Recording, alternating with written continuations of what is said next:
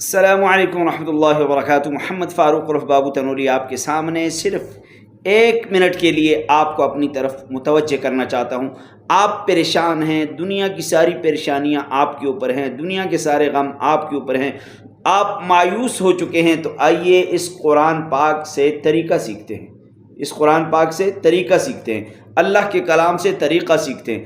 اللہ نے اپنے کلام کے اندر فرمایا لا تقنطوا من رحمت اللہ۔ ساری دنیا کی ٹینشنیں، ساری دنیا کی تفکرات، پریشانیاں آ جائیں، اللہ کی رحمت سے نا امید مت ہونا۔